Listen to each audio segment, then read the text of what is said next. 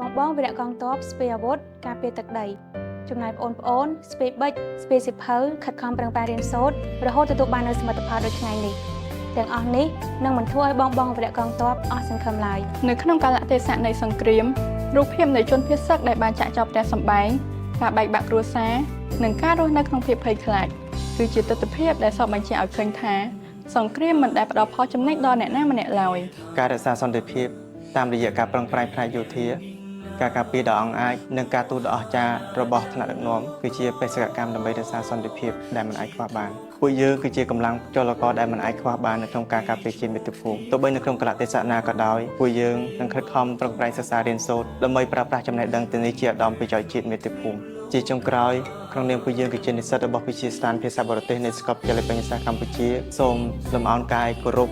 និងកោតសរសើរចំពោះវីរភាពដ៏អង់អាចរបស់បងវីរៈកងទ័ពជួរមុខគឺជាកម្លាំងចិត្តយ៉ាងខ្លាំងក្លាចំពោះពួកយើងដែលជាយុវជនជួរក្រោយនៅក្នុងការខិតខំប្រឹងប្រែងរៀនសូត្រដើម្បីរួមគ្នារក្សាសន្តិភាព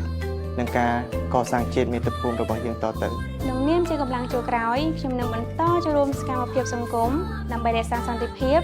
និងដើម្បីរួមចំណែកអភិវឌ្ឍប្រទេសជាតិឲ្យកាន់តែមានភាពរីកចម្រើនរុងរឿង